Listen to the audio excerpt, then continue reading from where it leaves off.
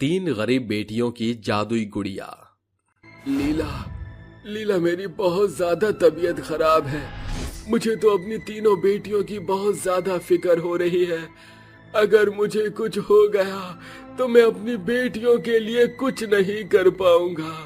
मेरी आत्मा को तो शांति भी नहीं मिल पाएगी। अजी, आप ये कैसी बातें कर रहे हो? भगवान के लिए चुप हो जाओ। आपको कुछ नहीं होगा। आप हमारे साथ हंसी खुशी इसी तरह जीते रहोगे। देखो लीला, मेरी तीनों बेटियों का अच्छे से ख्याल रखना। अगर मुझे कुछ होता है तो उनकी परवरिश में कोई दिक्कत नहीं होनी चाहिए। मैं अपनी तीनों बेटियों से बहुत प्यार करता हूँ, लेकिन भगवान के आगे बहुत मजबूर हूँ। अजी, आप चिंता मत कीजिए, भगवान आपको कुछ नहीं होने देगा। मुझे ऊपर वाले पर विश्वास है, आप जल्दी ही ठीक हो जाओगे। लीला अपने पति सुरेश की देखभाल कर रही होती है। वहीं एक कमरे में सुरेश की तीनों बेटियां अपनी गुड़िया के साथ खेल रही होती हैं। मेरी गुड़िया तो राजकुमारी है, राजकुमारी। मेरी गुड़िया तो शहजादी है, इसके पास एक राजा भी आएगा। मेरी गुड़िया तो एक क्वीन है, इसके जितना सुंदर कोई भी नहीं। ऐसा कहकर वे तीनों हंसने लगती हैं। कुछ ही देर में वो तीनों खेलते खेलते सो जाती हैं। अगले दिन जैसे ही सवेरा होता है, लीला की आंखें खुलती हैं और वो अपने पति की तबीयत चेक करने के लिए उसके पास जाती है। लेकिन सुरेश रात भर में ही दम तोड़ चुका होता है, जिसके बाद लीला फूट फूट कर रोने लगती है। हे ऊपर वाले, ये तूने क्या किया? अब हम लोगों का क्या होगा? लीला बहुत ज्यादा परेशान हो जाती है। उसे कुछ समझ नहीं आ रहा था। वहीं उनकी तीनों बेटियां भी अपने पिता के गुजरने पर रो रही थीं। लीला भी अपनी बेटियों को देखकर रोने लगती है और अपने पति का अंतिम संस्कार कर देती है, जिसके बाद वो अपनी बेटियों को पालने के लिए काम शुरू कर देती है। लेकिन दिन भर मेहनत करने के बाद भी उसे ज्यादा पैसे नहीं मिलते और जितने भी पैसे उसे मिलते उतने पैसों में उसका घर नहीं चल पाता। इसलिए हर रोज रात के समय वो अपने पति को याद करके रोती रहती है।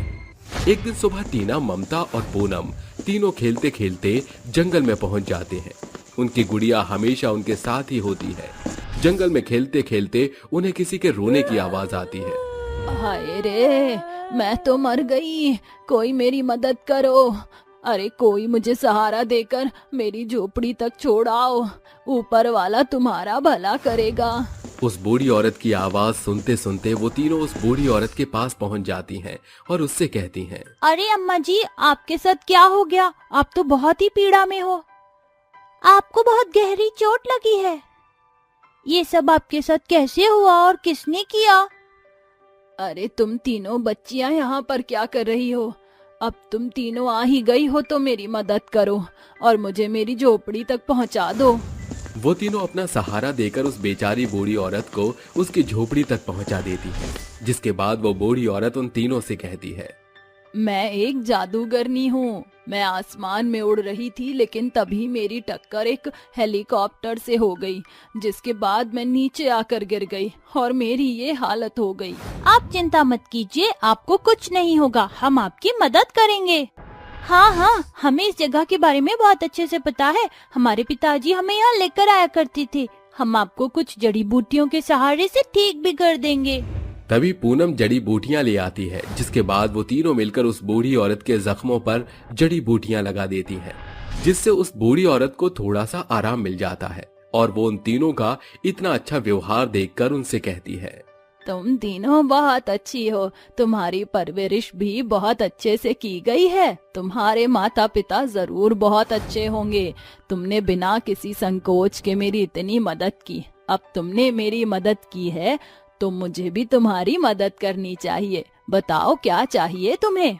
अरे अम्मा जी, आप बिल्कुल ठीक हो जाओ, हमारे लिए तो इतना ही काफी है। हमें आपसे कुछ नहीं चाहिए। अरे नहीं बेटा, तुमने मेरी मदद की है, मैं जानती हूँ कि तुम्हें क्या चाहिए। ऐसा कहकर वो अपनी छड़ी घुमाती है और उन तीनों की गुड़ियाओं के ऊपर एक जादू कर देती है, जिसके बाद वो बूढ़ी औरत उनसे कहती है, देखो अब ये मामूली गुड़िया नहीं है, तुम जो भी इन गुड़ियाओं से मांगोगी ये तुम्हें दे देंगे। उस बूढ़ी औरत की बात सुनकर वो तीनों अपनी गुड़ियाओं को लेकर अपने घर आ जाती हैं, जिसके बाद ममता कहती है, चलो एक बार उस बूढ़ी औरत का जादू देखते हैं। ए मेरी जादुई गुड़िया, मुझे ढेर सारे पैसे दे दे। ममता के इतना कहते ही गुड़िया के अंदर से ढेर सारे पैसे निकल आते हैं, जिसके बाद टीना और पूनम भी अपनी गुड़िया से सोना और हीरे मांगती हैं। देखते ही देखते उनकी गुड़िया के अंदर से भी सोने और हीरे निकलकर बाहर आते हैं। ये देखते ही वो तीनों बहुत अचंभित हो जाती हैं। ये तो चमत्कार ही हो गया। मुझे नहीं पता था कि जादू जैसी भी कोई चीज होती है। तभी वहाँ उन तीनों की माँ लीला पहुँच जाती है और अपने सामने पैसा, सोना और हीरों का ढेर लगा देख उन तीनों से हैरानी से पूछती है, अरे बाप रे बाप, इतना सारा पैसा, सोना और हीरे, ये सब कहाँ से आए? तुम तीनों ये सब कहाँ से लेकर आई हो?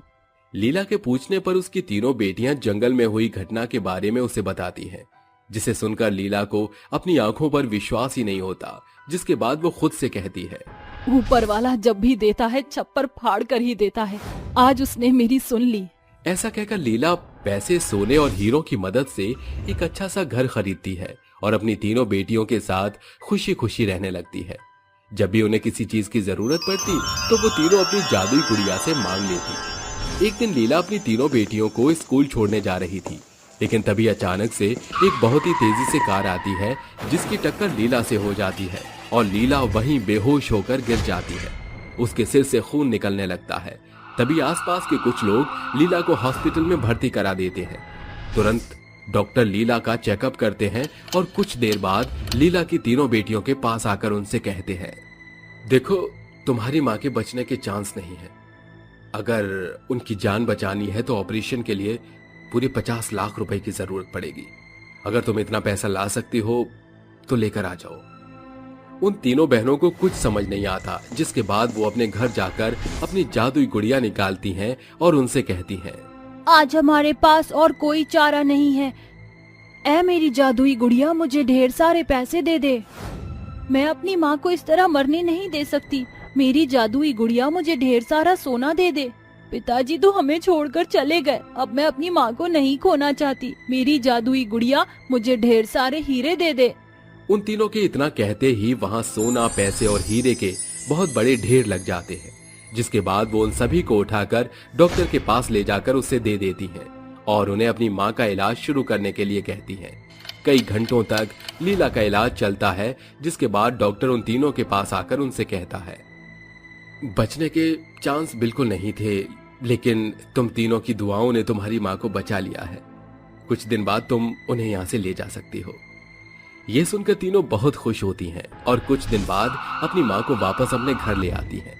वहीं दूसरी तरफ जब भी उन्हें किसी भी चीज की जरूरत पड़ती तो वो अपनी जादुई गुड़िया से कह देती और उन तीनों की जादुई गुड़िया उन्हें ढेर सारा सोना, पैसे और हीरे दे देती, जिसके चलते अब वो अपनी माँ के साथ खुशी खुशी रहने लगती है। 3 जादुई गन्ना मशीन।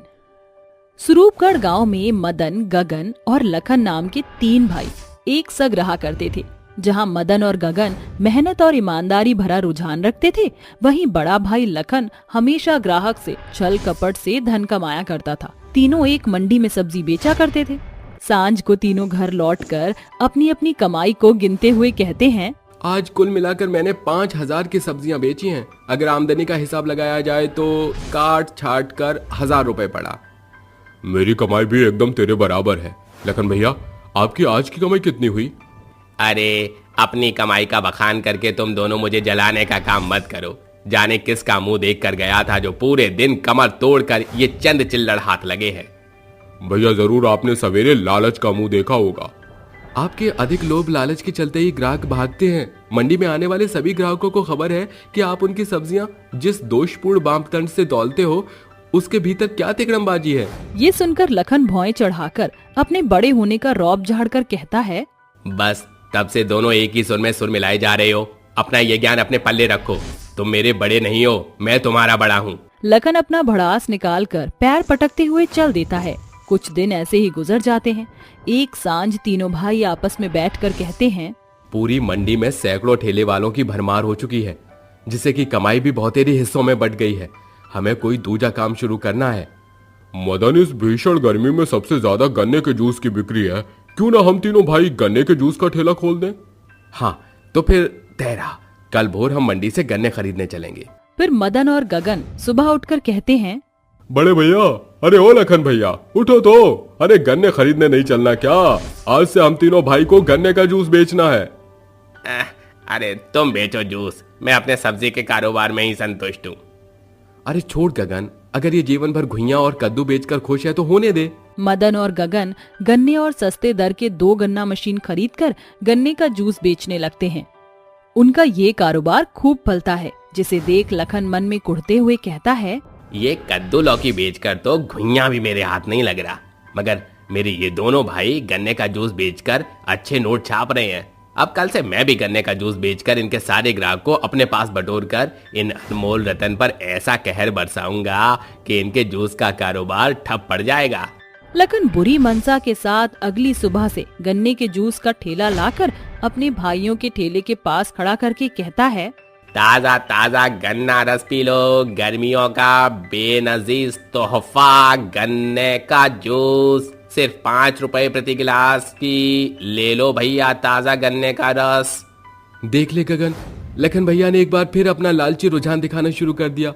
वो भली तरह जानते हैं कि हम दोनों भाई 10 रुपए गिलास गन्ने का जूस बेच रहे हैं, तो फिर ये आधे दाम पर जूस बेचकर क्यों हमारा धंधा चौपट करने पर तुले हैं। अरे तू फिक्र मत कर मदन भैया, चाहे कितने भी हाथ पैर पटक ले, हमारे गन्ने के जूस की बात ही निराली है, क्योंकि हम खराई से ग्राहकों को अच्छे और किफायती गन्ने का जूस बेचते हैं, न कि इनकी तरह बेकार गुणवत्ता के गन्ने का जूस। तमाम ग्राहकों की भीड़ गगन और मदन के जूस के ठेले पर खड़ी थी। वहीं लखन का ठेला एकदम उदास पड़ा था, जिसे देख वह कहता है, इससे पहले कि मेरे दोनों भाइयों की आंखें घमंड से चढ़ जाएं, आज मैं इस गन्ना मशीन को ही चूर चूर कर दूंगा। आधी रात जब दोनों भाई नींद के आगोश में थे, तब लखन उनके गन्ने की मशीन के पुर्जे को चुरा कर कहता है, इस एक पेंच के बिना ये गन्ना मशीन किसी काम की नहीं। अगले सवेरे जब दोनों भाई गन्ने का ठेला लेकर अड्डे पर आते हैं तो उनका मशीन काम नहीं करता। मदन थोड़ी देर में ही ऊब कर घर लौट आता है, मगर गगन सांझ तक मशीन को ठीक करने की भरसक कोशिशों के बाद घर आने लगता है, जहां रास्ते के बीचों बीच उसे 3 गन्ना मशीन दिखाई देता है। लगता है ये गन्ना मशीन किसी की नहीं, क्या पता ये गन्ना मशीन मेरे किसी काम आ जाए। वह तीनों गन्ना मशीन को लेकर अपने घर आ जाता है। इसके पुर्जे और चमक देखकर तो लग रहा है जैसे ये गन्ना मशीन एकदम नहीं है। क्यों ना जूस निकालकर इसका पुख्ता पता कर लूं। वह जैसे ही पहले गन्ना मशीन के भीतर एक गन्ना डालकर उसके आगे बर्तन रखता है, गन्ने से निकल रही बूंदें हीरे में बदलकर बर्तन में भर जाती हैं। ये कैसी माया थी? ये गन्ने का रस हीरे में कैसे बदल गया? अरे ये जादू इस गन्ना मशीन का था या इस गन्ने का? फिर वह दूसरे गन्ने मशीन में एक और गन्ना डालता है, जो इस बार उसे सोने की मुहर में बदलकर बाहर निकलती है। इसी तरह वह तीसरे गन्ने मशीन के साथ भी इसी प्रक्रिया को दोहराता है। इसका मतलब कि ये जादू इन तीनों जादुई गन्ने मशीन का है।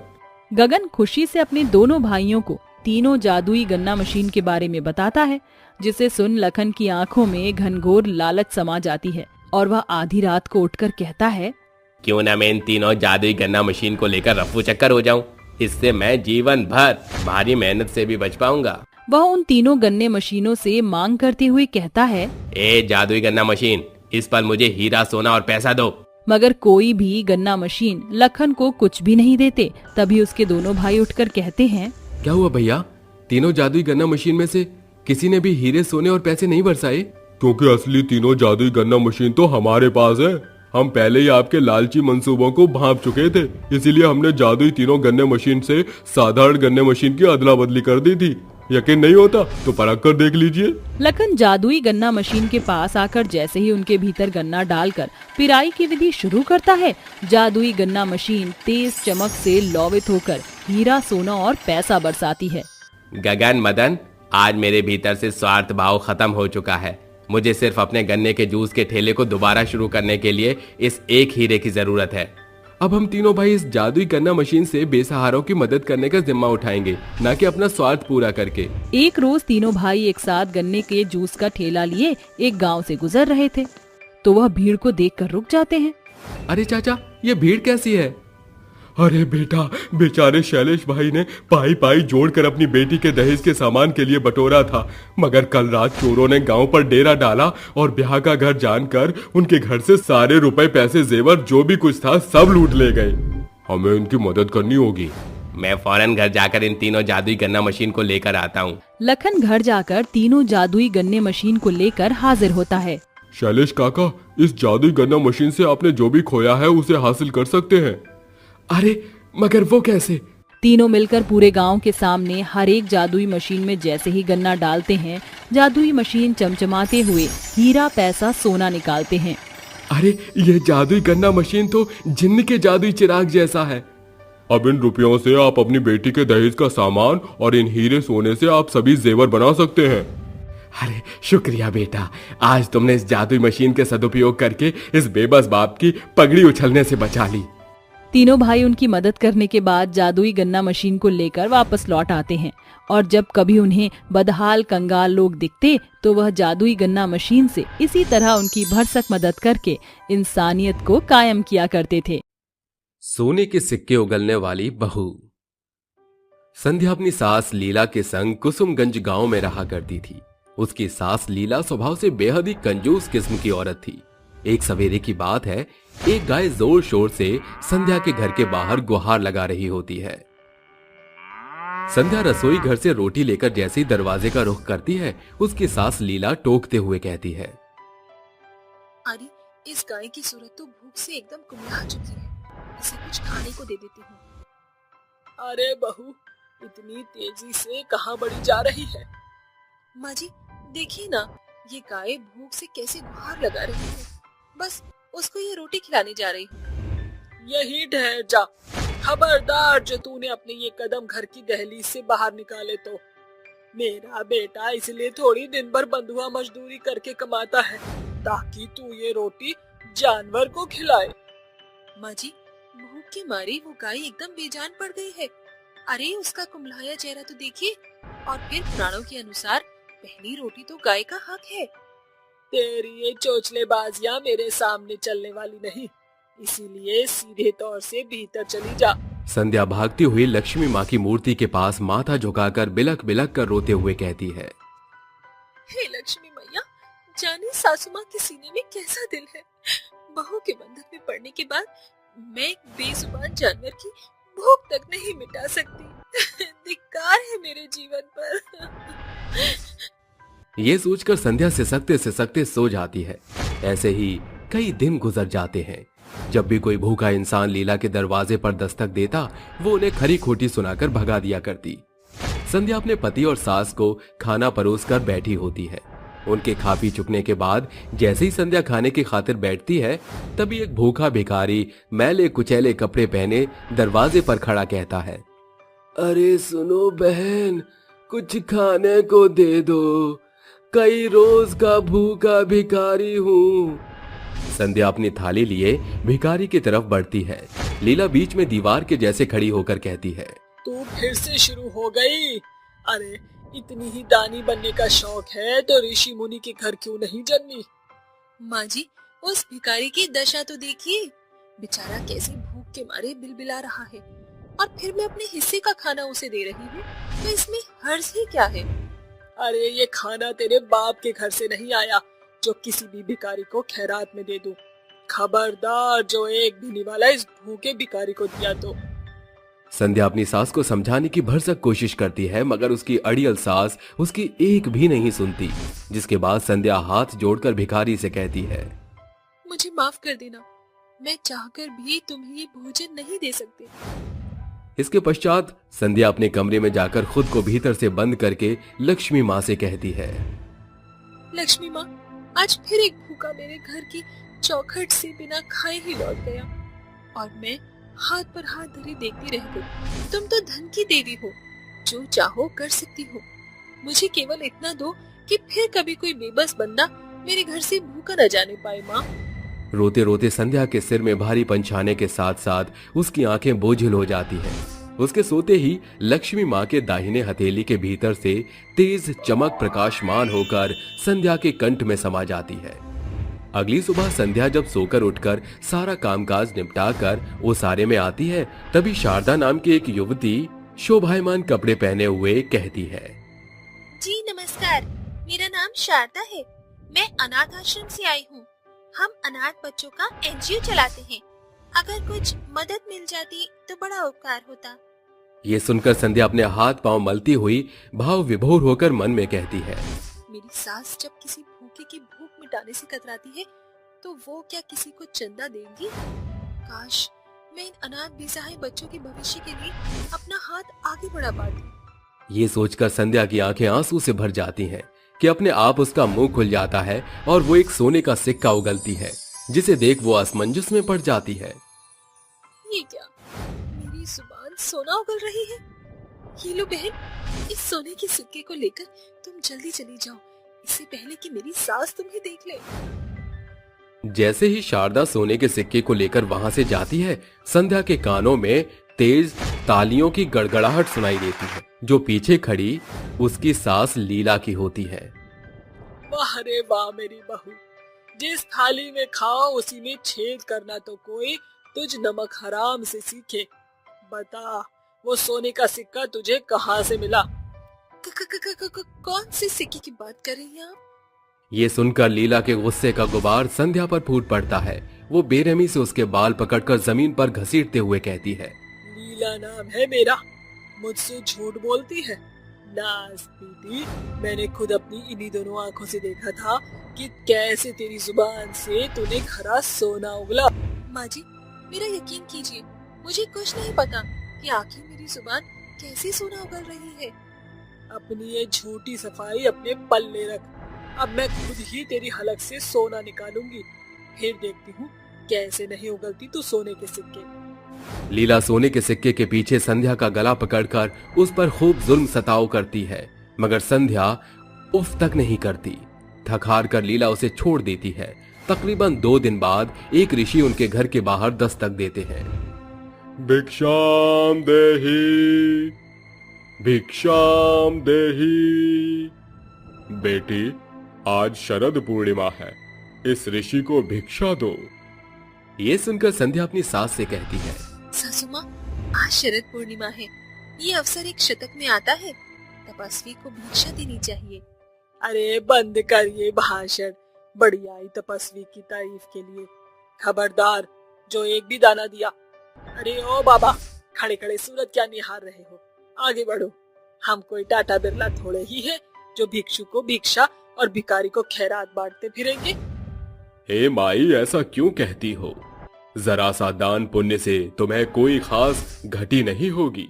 खैर, ईश्वर तुम्हें बढ़ोतरी के संग सद्बुद्धि दे। ऋषि को खाली हाथ जाता देख संध्या की आंखों में आंसुओं का सैलाब उमड़ पड़ता है। तभी उसकी जुबान खुल जाती है, जिसके भीतर से 2 सुनहरे सोने के सिक्के खनकते हुए जमीन पर चित्त हो जाते हैं।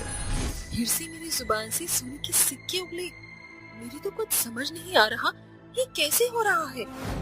मगर मैं सब कुछ समझ गई बहू। कल मेरे लाख सताने पर भी तेरी आंखों से एक भी आंसू की बूंद नहीं बही, इसीलिए तेरी जुबान से सोने का सिक्का नहीं उगला। मगर आज उस भिक्षु को खाली हाथ जाता देख तेरी आंखों में जैसे ही बेसहाय आंसू की बूंदें भराई, तेरी जुबान सोने के सिक्के उगलने लगी। जा, ये शक्ति तुझे लक्ष्मी मैया के प्रति तेरी निस्वार्थ श्रद्धा से प्राप्त हुई है। जा, जाकर उस भिक्षु को ये सिक्का सौंप दे। मैं तुझे बहू के बंधक से आजाद करती हूँ। संध्या आंसू पोंछकर उस ऋषि को रोकते हुए कहती है, हे ऋषि, रुक जाएं। क्या बात है बिटिया? ये लीजिए, ये दोनों सोने के सिक्के मेरी और मेरी सासू माँ की ओर से शरद पूर्णिमा का दान है। ईश्वर तुम्हारे घर में बरकत बख्शे, मगर मुझे केवल ये एक सिक्का ही चाहिए। ये दूसरा सोने का सिक्का तुम अपनी सास को दे देना। एक सोने का सिक्का ऋषि को सौंपकर संध्या दूसरा सिक्का ले आकर अपनी सास को देते हुए कहती है, माँ जी, ये लीजिए, ये सुनहरा सिक्का मेरी सासू माँ के लिए। मगर ये तो तेरी जुबान से उस ऋषि के लिए निकला था।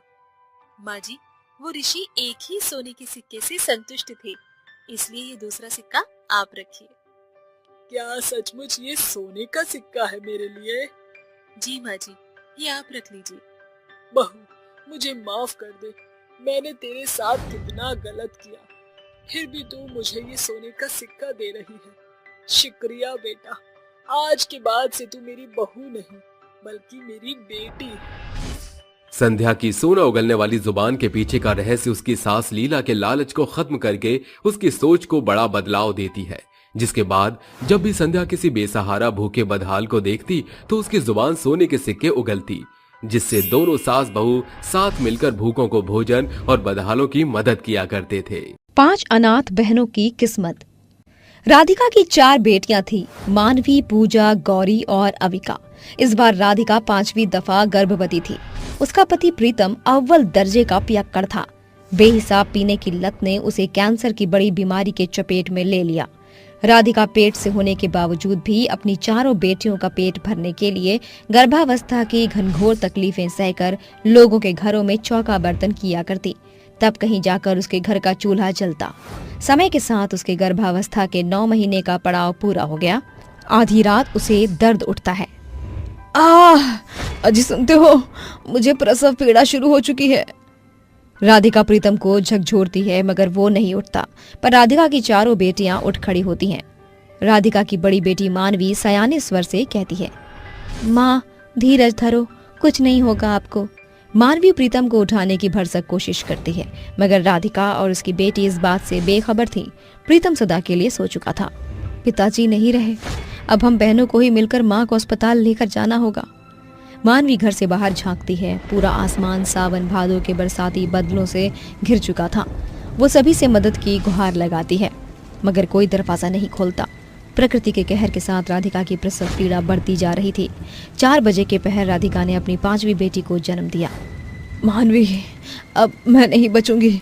मेरे मरने के बाद तुझे ही अपने बहनों का ख्याल रखना है। ये कहकर राधिका की नब्ज रुक जाती है। उस एक रात में उन 5 बहनों का जीवन बदल जाता है। मानवी जैसे तैसे उनका अंतिम संस्कार करती है, जिसके बाद मकानदार कहता है, अरे ओ तितलियां, चलो ये पोटली उठाओ और इसी पल निकल जाओ 5 बहनें यहाँ से। काका, मुझे थोड़ी मोहलत दे दीजिए। इस भरी बरसात में मैं अपनी बहनों को लेकर कहाँ जाऊंगी? हमारी नहीं तो इस नन्ही सी जान की तो सोचिए। 5 अनाथ बहनें बेघर हो चुकी थी। अरे मैंने तुम 5 अनाथ यतीम बहनों का बीड़ा नहीं उठाया, भागो यहाँ से। वो रोती बिलखती हुई भीगते हुए चलने लगती है। तभी उनकी नजर एक खंडहर खाली घर पर जाती है, जिसे देख 8 साल की अविका कहती है, मानवी, ये भारी बरसात तो बाढ़ में ढलती जा रही है। इस खाली खंडहर में छिपने के सिवा हम बहनों के पास कोई दूसरा चारा नहीं है। 5 अनाथ बहनें उस खंडहर को अपना बसेरा बना लेती हैं। बरसात का धीमा रुझान देखकर मानवी कहती है, तुम तीनों मिलकर मुनिया का ध्यान रखना, मैं कुछ खाने का बंदोबस्त करने जाती हूँ। अपनी अनाथ बहनों की भूख मिटाने के लिए मानवी मंदिर के बाहर बैठकर भीख मांगने पर उतारू हो चुकी थी। भीख के तौर पर उसे 4 रोटी और 10 रुपए नसीब होते हैं। शुक्रिया ऊपर वाले, इस पैसे से मेरी नन्ही सी बहन के लिए दूध का बंदोबस्त हो जाएगा। घर आकर वो अपनी बहनों की भूख मिटाती है। ऐसे ही हर एक दिन गुजरता है। मानवी मंदिर के बाहर बैठकर भीख मांगकर जो लाती, उसी से वो अपनी अनाथ बहनों की भूख मिटाती। मगर आज बदकिस्मती से उसे कुछ भी नसीब नहीं होता। वो कलपते हुए कहती है, भगवान, आज मैं अपनी बहनों को क्या खिलाऊंगी? तभी शारदा नाम की एक महिला उसके पास आकर कहती है, बेटी, तुम इस मंदिर के बाहर बैठ के क्यों रो रही हो? आंटी, मेरे माता पिता का देहांत हो गया और हम 5 बहनें अनाथ हो गई। मेरी अनाथ बहनें उस खंडहर में भूख से बिलबिला रही हैं। ऐसा समझ लो, तुम्हारी समस्या का समाधान सामने खड़ा है। मेरा नाम शारदा है, मैं अनाथ आश्रम की हेड हूँ। वहाँ तुम्हारी जैसी कई अनाथ बेसहारा बच्चों का बसेरा है। शारदा की बात मानकर मानवी अपनी बहनों को लेकर अनाथ आश्रम चली जाती है। कई रोज के बाद वो अनाथ बहनों को भरपेट खाना नसीब होता है। अगली सुबह, तो फिर क्या तय किया मानवी? शारदा माँ, मैंने ये तय किया है कि मैं इसी अनाथ आश्रम में रहकर अपनी बहनों का भविष्य उज्जवल करूंगी। इसके लिए चाहे मुझे दिन रात मेहनत ही क्यों न करनी पड़े, मैं इनको खूब पढ़ाऊंगी लिखाऊंगी। ये कहकर मानवी रोजगार की तलाश में निकल पड़ती है, मगर कहीं भी उसे कोई भी रोजगार नहीं देता, जिस कारणवश उसे छूछे हाथ लौटना पड़ता है। इतने पर भी मानवी हिम्मत नहीं हारती और उसको एक घर में साफ सफाई का काम मिल जाता है। अपनी 4 अनाथ बहनों का भविष्य संवारने के लिए मुझे ये बर्तन चौका करना भी मंजूर है। बड़ी बहन होने के चलते मानवी अपनी अनाथ छोटी बहनों की माँ का किरदार बखूबी निभा रही थी। वो तड़के सवेरे उठकर माँ की तरह उन्हें नहला धुलाकर उनकी जिम्मेदारी अनाथ आश्रम पर सौंप कर काम पर चली जाती है। महीना पूरा होते ही उसे पगार मिलती है। मैं अपनी पहली कमाई से अपनी बहनों का विद्यालय में दाखिला करवाऊंगी ताकि वो पढ़ लिख कर शिक्षित हो सकें। मानवी की 3 बहनें स्कूल जाने लगी। अब मुनिया भी पूरे 5 साल की होकर विद्यालय जाने लगी। मानवी, इन 5 सालों में आज पहली दफा तुम्हारे चेहरे पर यह मुस्कान देखी है। शारदा माँ, आज मेरी चारों बहनें एक संग विद्यालय जा रही हैं। वो दिन दूर नहीं मानवी जब तुम्हारी बहनें सफलता के शिखर की चढ़ाई चढ़ेंगी। इसीलिए तो अब मुझे और मेहनत करने की जरूरत है। मानवी के कामों की बारीकियों के कारण उसे उस रिहायशी इलाके के कई घर में काम मिल जाता है। मानवी को अपनी मेहनत से बढ़कर अपनी बहनों के भविष्य की चिंता थी। आज जब वो अनाथ आश्रम लौट कर आती है तो उसकी सबसे छोटी बहन मुनिया उससे लिपट कर कहती है, मानवी दीदी, आप रोजाना भूखे प्यासे एक सवेरे की गई साँझ को लौटती हैं। मेरी शिक्षिका कहती है काम के कारण सेहत से खिलवाड़ नहीं करना चाहिए। अरे मेरी मुनिया, आज तुझे इतने सयाने स्वर से बोलता देख मेरी भूख मिट गई। 5 बहनें एक ही थाली में बैठकर खाना खाती हैं। वक्त बीतता है। अब समय के साथ अब सभी सयानी हो जाती हैं। मानवी की मेहनत रंग लाती है। जहाँ पूजा एक शिक्षक, वहीं गौरी एक सोशल वर्कर और अविका बतौर जज के रूप में उभरती है। उन्हें देखकर मानवी कहती है, आज मेरा सपना साकार हो गया। तुम्हें अंदाजा भी नहीं मेरी बहनों कि तुम्हें इस रूप में देखकर मेरा दिल कितना खुश है। दीदी, आखिर हम अनाथ बहनों की किस्मत आपकी कड़ी मेहनत से की हुई कमाई से ही बदली है। आपने अपना जीवन झोंक कर सालों मेहनत मजदूरी हमको पढ़ाकर लिखाकर काबिल बनाया है। हमारी इस तरक्की का सारा श्रेय आपको जाता है। दीदी, सरकार की ओर से हमको बड़ा सा घर और तमाम सुविधाएं भी मिली हैं। अब हमको इस अनाथ आश्रम में रहने की कोई आवश्यकता नहीं है। 5 अनाथ बहनें अनाथ आश्रम को अलविदा कहकर अपने घर का प्रस्थान करती हैं। अब सब कुछ संभल चुका था। एक सुबह चारों बहनें मानवी के सामने शादी की बात छेड़ती हैं।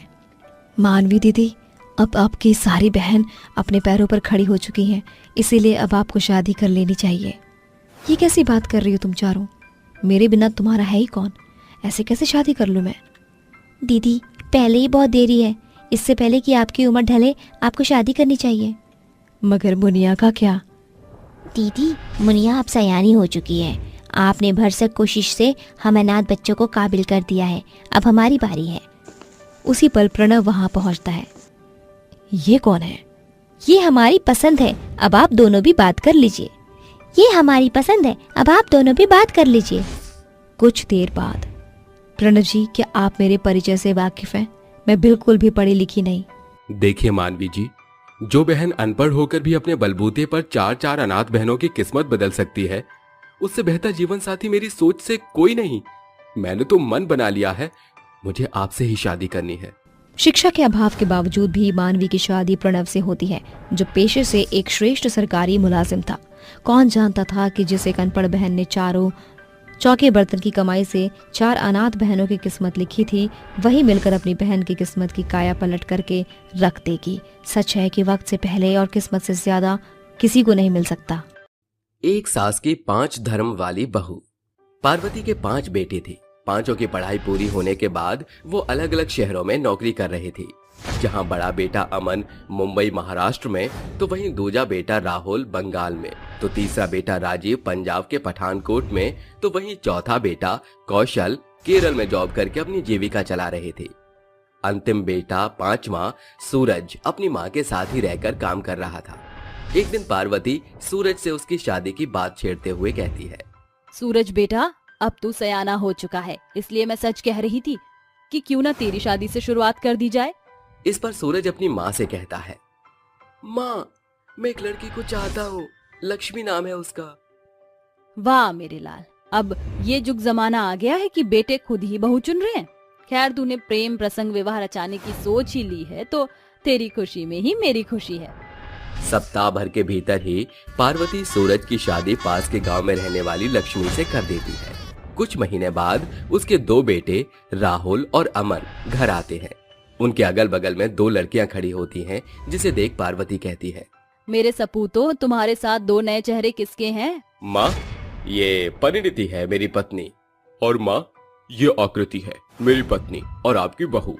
सच सुनकर पार्वती का गुस्सा 7वें आसमान पर पहुंच जाता है और वो कहती है, इन दोनों का पोशाक पहनावा हिसाब बयां कर रहा है कि ये धोती पहने जो सामने खड़ी है, ये आफत महाराष्ट्र से चलकर आई है, और ये 7 मीटर की साड़ी पहने बंगालन बंगाल से चलकर आई है। उड़ी बाबा सासू माँ, तुम्हारा माथा तो बड़ा तेज है। अरे बंद कर अपनी ये बंगाली बकैती। अरे मेरे सपूतों, ये मराठी बंगाली बहू ब्याह कर तुमने क्या सोचा था कि ये महान काम करके तुम बुलंदियों के शिखर पर चढ़ जाओगे? मैं इन अलग धर्म की बहू को कभी नहीं अपनाऊंगी। अलग अलग धर्मों के साथ आई बहू के प्रति पार्वती अपना फैसला सुनाकर चली जाती है। अगली सुबह लक्ष्मी, परिणीति और आकृति एक साथ रसोई में कामकाज कर रही थी। तभी पार्वती जैसे ही सोकर उठती है तो कहती है, अरे ये इतनी गंदी दुर्गंध किस चीज की है? पार्वती उस बदबू को भांप कर रसोई घर का रुख करती है, जहाँ परिणीति को मछली बनाता देख उसका गुस्सा उबलने लगता है। अरे ओ मेरी बंगालन बहू, सत्यानाश हो तेरा, बेड़ा गर्क हो तेरा। मेरे रसोई घर में मांस मदिरा बना रही है। उड़ी बाबा सासू माँ, तुम्हारा भेजा क्यों खराब हो रहा है? मैं तो बस माछो झोल बना रही हूँ। अरे लक्ष्मी बहू, इस बंगालन के साथ साथ तेरी भी अक्ल घास चरने चली गई थी क्या? परिणीति, ये क्या कर दिया तुमने? अरे एक बार पूछ तो लेती। सासू माँ हमेशा से सात्विक खाना खाती हैं, तुमने ये क्या कर दिया? सारी गलती सरासर मेरे बेवकूफ बेटों की है। बहू के रूप में बला उठा लाए हैं। शुक्र है कि मेरे 2 बेटे इन 3 से दूर देश में कामकाज कर रहे हैं। उनकी शादी करके ही मैं अपने सपने को साकार कर सकूंगी। अभी पार्वती ये कह ही रही थी कि डोर बेल बजता है। जैसे ही आकृति दरवाजा खोलती है तो सामने कौशल और राजीव अपनी बीवियों की क्रिस्टीना और जारा के साथ खड़े थे। ये देखकर आकृति जोर से चीख पड़ती है, देवा रे देवा, ये क्या चाल लो? अरे क्या हो गया तुझे जो इतनी जोर जोर से गला फाड़ रही है? पार्वती अपने बेटों को तो देखकर बहुत खुश होती है, मगर जैसे ही उसकी नजर उनके आजू बाजू में खड़ी लड़कियों पर पड़ती है तो इस बार वो बिना पूछे ही सब कुछ समझ जाती है। फिर भी अपनी तसल्ली के लिए पूछती है, अरे राजीव, ये बुरके में कौन है? माँ, ये मेरी बेगम मतलब बीवी जारा है।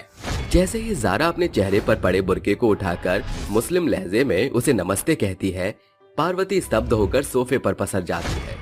आदाब अम्मी जान, मैं हूँ आपकी बहू जारा।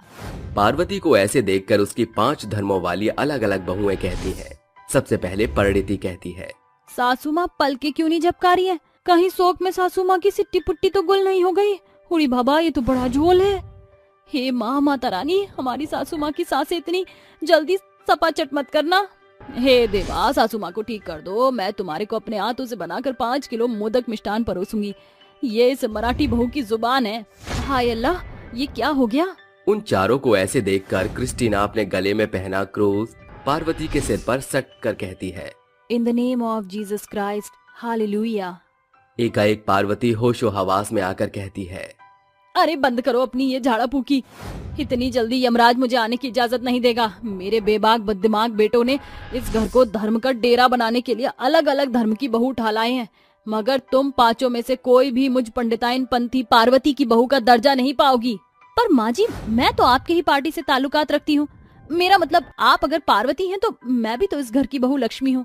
हम दोनों साथ मिलकर अपने हिंदू धर्म की हिफाजत करेंगी। अरे बस कर अपनी बातों का ढोंग। तुम 5 में से कोई भी मेरी मर्जी से इस घर में बहू बनकर नहीं आई। 5 की 5 प्रेम प्रसंग ब्याह करके जबरन मेरी बहू बनी हो, समझी? समय गुजरता है जिसके साथ गणेश चतुर्थी का पड़ाव पास आ जाता है। इस खुशी में आकृति खूब सारा खान पान बनाती है। अरे मेरी मराठी बहू, इतने सारे पकवान किस खुशी में बना रही है?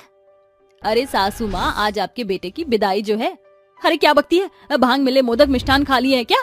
माँ जी, गणेश जी के माँ का नाम पार्वती है, तो इस नाते हुई ना आप माँ। आज गणेश चतुर्थी है ना, इसलिए मैं बप्पा की विदाई का बंदोबस्त कर रही हूँ। वैसे आप चाहें तो इस नेक काम में मेरा हाथ बटा सकती हैं, बड़ा पुण्य मिलेगा।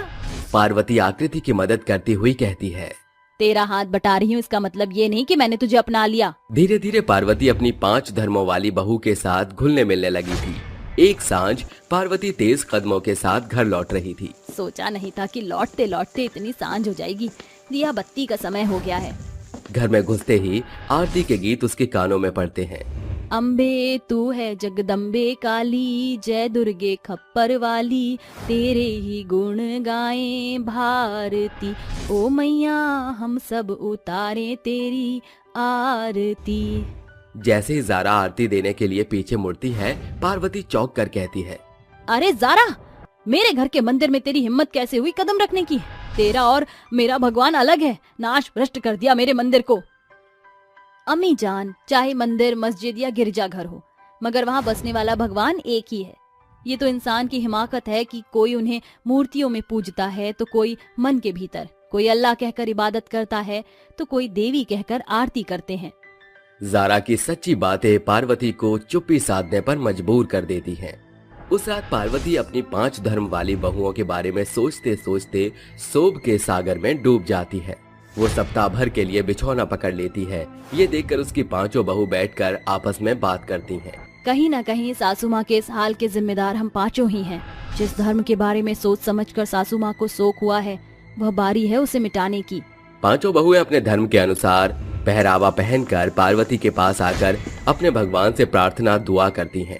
जहां ज़ारा 5 पहर की नमाज पढ़ती तो वहीं क्रिस्टीना 3 पहर जीसस से प्रार्थना करती और अंत में पार्वती सदमे से बाहर आकर पछतावा जाहिर करते हुए कहती है, मैंने हमेशा तुम 5 को तुम्हारे धर्म के लिए कितना कोसा, मगर तुमसे मुझे जरा भी तकलीफ में देखा ना गया। तुमने आज ये जाहिर कर दिया कि इंसान धर्म से नहीं बल्कि कर्म से बड़ा होता है। इस तरह अंत में पार्वती अपनी 5 भिन्न भिन्न धर्मों वाली बहुओं को स्वीकार कर लेती है।